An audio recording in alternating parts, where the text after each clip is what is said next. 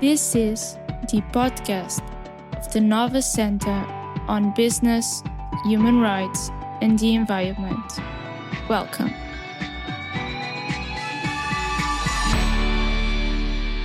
Welcome to a new episode of the Nova Center on Business, Human Rights, and the Environment.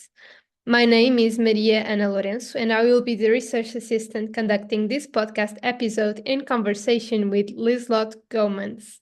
At.Liselotte works as the Grievance Mechanism Coordinator at the Fairware Foundation, a multi-stakeholder organization of trade union, industry, and NGO constituencies that advances human rights in the garment sector through effective due diligence. At.Liselotte joined Fairware in 2018 and is responsible for coordinating the work on access to remedy. This includes developing the strategic directions of the grievance mechanism and ensuring its quality and consistency in implementation. She also works on industry outreach, collaboration, and alignment related to access to remedy. At.Liselotte has a background in cultural anthropology. Today, we will be discussing how can grievance mechanisms contribute to ensuring effective access to remedy in case of adverse human rights impact linked to corporate activities. So, now we will be starting the questions. At.Liselotte, can you tell us a bit more about yourself? Thank you for having me on the podcast and letting me talk about access to remedy. I really enjoy doing that. So thanks so much for that. But as you said, I am the Grievance Mechanism Coordinator for Fairware, and I coordinate our work on access to remedy. And so I do that together with my amazing team. Really couldn't do this alone. So as you said, it's about implementing our grievance mechanism, but also doing more of the work broader to that. So I've been with Fairware for 6 years and in this position for the last 5. And it's been amazing to see our work grow and develop during this time. Also to really see a shift within the industry of having more of a focus on access to remedy, seeing its importance, seeing more players enter the field. So I feel really lucky to have seen that transition, but also to see the work that Fairware does on this become more developed and more knowledgeable on this area as well. As you mentioned as well, my background is in anthropology, which is something that I still carry close to my heart. I really love the way that anthropology does research. So that's something I did during my studies as well. And I also worked in a small consultancy firm in change management before I came to Fairware. But I really like how the cultural complexities of the grievance mechanisms and the work on access to remedy also relate to my studies in cultural anthropology. And can you tell us a bit more about Fairware's work on access to remedy? Yeah, of course. I think it's useful here to zoom out a little bit and to take a look at really what access to remedy means and what it includes. So I always talk about kind of 3 pillars when it comes to access to remedy, where the first pillar is factory level systems. So really the factory's own internal grievance mechanisms. How do they deal with issues that come up and what's going on there? Ideally, most grievances would be solved on this level. The second level, or the second pillar, is kind of judicial systems, is a country's arbitration system, local courts, labor courts, etc. And again, in the ideal world, if it isn't possible to solve a grievance at the factory internal level, then rights holders should be able to escalate the issue up to these judicial systems. Now, we know that in the current industry, especially in the garment industry, which is where I'm from, that these 2, definitely the factory level systems, are often underdeveloped, are often not trusted by workers, but also that the judicial systems can be really time intensive, resource intensive for workers to use, or can be kind of biased towards employers rather than workers. So again, that there is a lack of trust there. So that then we have this third pillar, which is more of these external backup grievance mechanisms, this concept of a safety net system, which is what the Fairware system is. So we are kind of there to fill in the gaps that are being left in practice in these production countries to ensure that workers and rights holders can get redress for if their rights are violated. So the main work that we do in terms of access to remedy within Fairware is having our own grievance mechanism. So we roll that out in the tier 1 suppliers, or our brands roll that out, I should say, in their tier 1 suppliers in all of our active countries, which is Bangladesh, India, Vietnam, Myanmar, Bulgaria, North Macedonia, Romania, Turkey, and Tunisia. And through doing this, we help to facilitate our brands taking up their responsibility under human rights due diligence and to provide for access to remedy within their supply chains. Some of the other work we do on access to remedy is more on this first pillar, so on providing guidance for our member brands on assessing and improving factory level grievance mechanisms. And the third kind of area of work we do is more this industry alignment, industry outreach, working with other industry initiatives who work on access to remedy to improve that, but also to align on approaches, learn from each other's experience, etc. So that's kind of the work that we as Fairware do on access to remedy. Thank you. And what are the advantages of having a grievance mechanism operated by an organization like Fairware rather than having individual grievance mechanisms within companies? Yeah, it's an interesting question here as well. So there are multiple advantages, at least I think, to having a grievance mechanism such as the Fairware mechanism rather than lots of mechanisms on an individual company basis. So when we think about that, I always say we need to remember why we provide access to remedy in supply chains. And that is so that workers, that rights holders, that they have a channel through which they can seek redress for any human rights violations. So really the purpose is we want workers to have their rights protected and for them to have somewhere to go if they are violated, and for that to give remediation for those violations. Now, if we think about kind of the implications of all companies running their own grievance mechanism that they then roll out in all of their suppliers, and here it might be different for different industries, but coming from the garment industries, for me, most production locations will have a lot of clients, and most companies, most brands will have quite a large supply chain with a lot of different suppliers in there. Now, if all of these companies have a poster in which they have their code of conduct or their standards and maybe a phone number or a QR code to an app or an email address or something like that, and hang it up in the factory, you're going to end up with a huge wall full of different posters with slightly different codes of conduct, with slightly different standards, with different processes. And then a worker or a rights holder will have to look at this wall and somehow figure out which is best for their issue at that particular time. So these different grievance mechanisms will have different processes, scopes, mandate, levels of experience, also require different things from the rights holder. They will somehow, again, as I just said, they will need to decide what to use. And that's really, really difficult to navigate.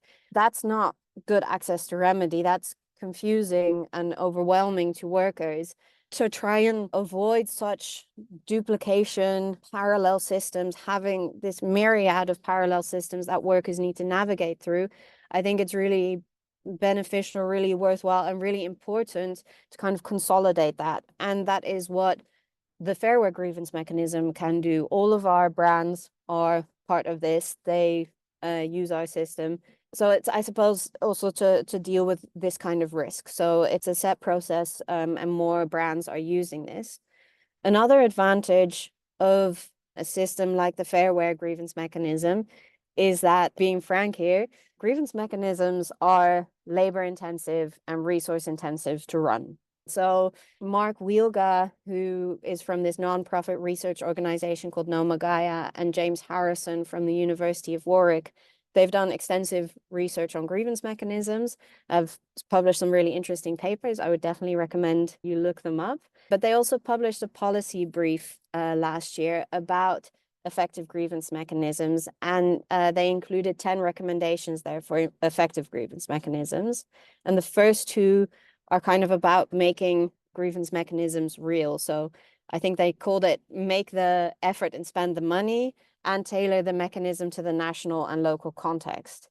So what they're also saying there is, again, this thing that it is resource intensive to run an effective grievance mechanism. So if I take our grievance mechanism, I work in a team of 4 colleagues on headquarter level, and we have 15 to 16 complaints handlers globally who are supported and embedded within their local teams, who consist of country managers, auditors, trainers, and other experts who they can talk with, and they're supported by those. And also, I can tell you, we are busy. We have a lot to do. It's busy doing this work. So if you then think about, if we compare that maybe to a CSR manager from a small or medium-sized brand, who would have to do this on top of all of the other CSR work that they're already doing, it isn't feasible for most companies to do this. Maybe definitely for the biggest, who we know can run very effective grievance mechanisms, but for most companies, this is a huge hurdle. Yeah, and then on top of that, you have to try and make sure to implement or to strive towards implementing the UNGP effectiveness criteria for non-judicial grievance mechanisms, which is Article 31 of the UNGPs. And there's 8 effectiveness criteria in that, and a lot to be done underneath each of these effectiveness criteria. And again, for a single company, a single person to do that is difficult, which is where we at Fairware have an advantage of collating all of this work together, of consolidating it and doing it for multiple companies. So how do you ensure alignment with Guiding Principle 31 on the effectiveness criteria of your grievance mechanism? As I said, that's also something that does take time, can take time, because it's required from the very beginning, from the onset, from the creating of a system, all the way through making sure that it's a system with continuous learning and continuous improvement. So you kind of have to keep tinkering at it and keep working away on it. The way we do that at Fairware is we, of course, actually our grievance mechanism existed already before the UNGP Article 31 was published, but it is something that we have definitely since then tried to adjust our processes to be as aligned as possible to it. We have very practically a big Excel document in which we kind of keep note of how we're doing on these different criteria and where we need to improve. So there's also things that we struggle with in terms of the effectiveness criteria simply because of the way we're set up and the mandate that we have. So for example, in legitimacy, one of the key concepts for that one effectiveness criteria is the enforceability of your system, of remedy, etc. through it. And our levers, so to speak, they're not legally binding. We're not a legally binding system, maybe as the Accord system in Bangladesh is, which has a really high level of this enforceability. Whereas what we can do is we have a yearly brand performance check in which we check whether the brand has solved the grievances in accordance with our policy and procedures. This is also an indicator that we call a repeat non-compliance indicator, which means that if a brand scores insufficient on this, then they have 1 year to be scoring sufficient. And if they do not, they will end up in the needs improvement category, regardless of their overall score. So they need to show that they've improved on this. And again, if they do not improve again, we will move towards suspending their membership. So it's one of the indicators that we take really seriously and that the brand needs to follow up on. We also publish all of our complaint reports online so that they're publicly available to our stakeholders, to the public, to anyone who wants to see them. They're on our website. And if our brands don't do what is required of them through this, that will also be published on the website, which is another thing that we do. But that is a long way of saying that it can be quite difficult to implement or to align to all of the effectiveness criteria. So that's one we do slightly less well on. But if we look at accessibility, for example, that's a criteria that we do really well on. We are, or at least in the countries in which we're active, we make sure that we have our local complaints handler there. But in countries where there are multiple local languages, we also make sure to have multiple complaints handlers all speaking a different language. So in India, we have 6 different complaints handlers speaking 6 different languages so that complainants can raise an issue in their own mother tongue, in a language that they feel comfortable with. In Turkey is another example, when there was a lot of Syrian refugees who went into Turkey and who started working in the garment industry.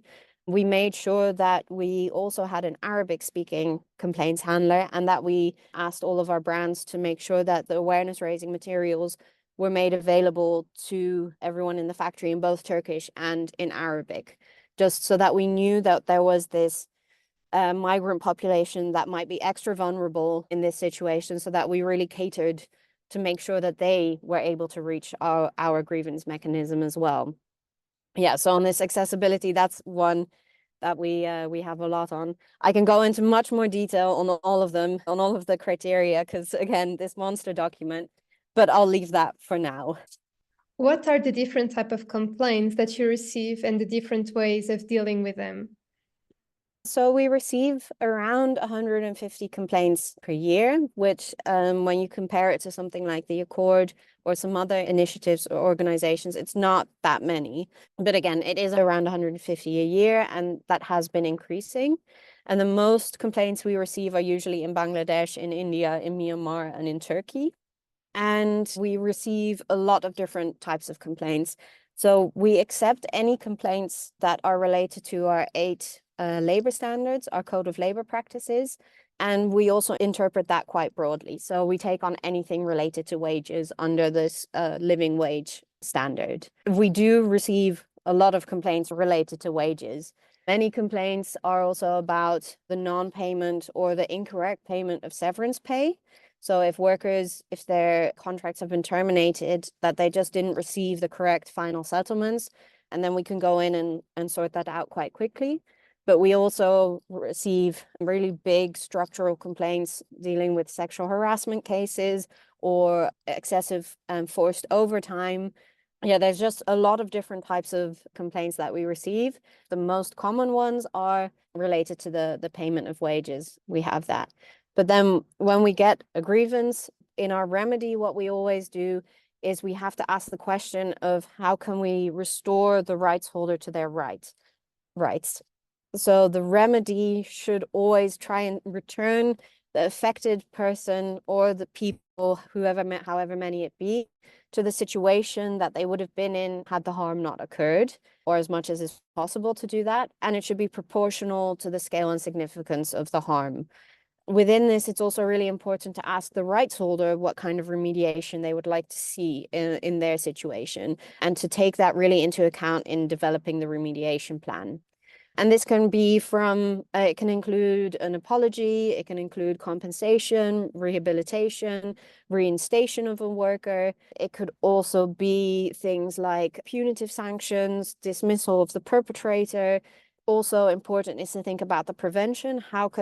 Not only how can we restore this affected person back into their rights, but also how can we ensure that this doesn't happen again and doesn't affect more people in the future. So more root cause analysis is really important in dealing with whatever comes out of that. We also always ask our brands to take a look at how their purchasing practices might be affecting the situation. That's particularly important when it comes to issues surrounding forced overtime or just overtime in general, or other things related to production pressure. And trainings are also really useful preventative tools so that people in the factory understand it more. Interesting as well, maybe to say about our complaint system or our grievance mechanism, is that around 90% of the complaints that we receive are directly from workers or former workers, and this can be individual or in groups.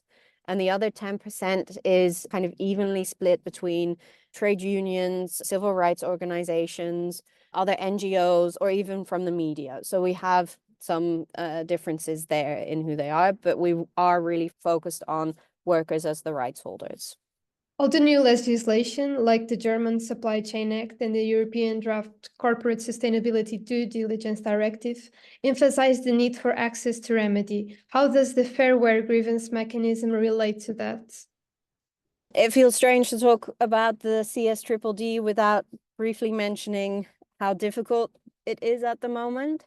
I think for us, I do want to say that, we do remain confident that there will be a CSDDD in one shape or another at some point. But of course, we do already have mandatory HRDD legislation in Germany and in France. And we still really hopeful for a similar kind of thing to happen for all of Europe. So we'll keep our fingers crossed. I think we can take away from there as well is that there is more of an emphasis on access to remedy within these different legislations. And I think we can also take from there that access to remedy needs to be part of an integrated HRDD approach. So the data, the information that is gained from the grievance mechanism is also really important for learning about patterns, learning about trends, and using it to better understand your supply chain and your risks within it, and therefore what your due diligence should be related to that. So it can be a really useful and integral part of your risk scoping exercise. If the two are kept separate, you're losing a lot of really valuable information. How exactly these different regulatory bodies will view the Fair Work grievance mechanisms in terms of their requirements related to the access to remedy, we still need to see. I think the proof will be in the pudding for that, but we do keep an eye on it, and we do our best to make sure that we're up to date with the latest developments. I have some really wonderful colleagues also working on this, and we keep closely aligned on this. And we also do our best to accommodate the requirements of the different legislation. There are some challenges, of course, with that. So if we look at, we have quite a lot of German members, and if we look at the German Supply Chain Act, we already can quickly see where there might be difficulties there, because our grievance mechanism, we only have a mandate for tier 1, but the Supply Chain Act covers the entire supply chain, all down the tiers. But taking that into account is one of the reasons why we've amped up more of our work on factory level grievance mechanisms, because that is something that the brands can work on really actively and can use their resources to really make a difference on that level. So rather than developing or rolling out own systems, really working together with suppliers and supporting them in creating better factory level grievance mechanisms. And of course, ideally, these would be democratically elected, gender representative bodies that have a direct link with factory management and have the mandate to solve grievances, of course. But that's a little bit the way that we work. And again, with the CSDDD, it remains to be seen exactly what will come out of it and with the current negotiations, but we will keep very much on top of that.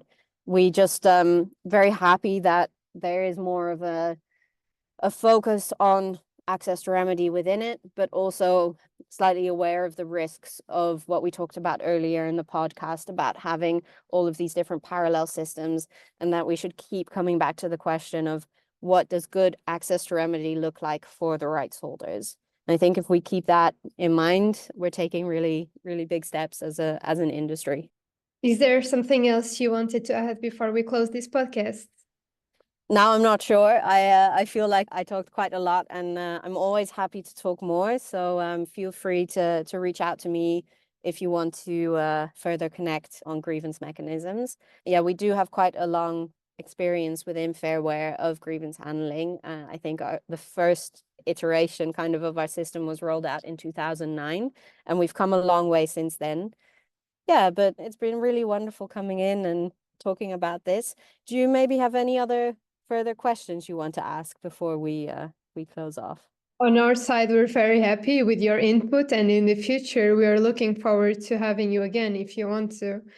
And I wanted to thank you very much once again, Liselotte Goemans, for everything you said, for your participation and very interesting input on the questions raised. And also to our listeners, thank you for your time, and we hope to have you again next month.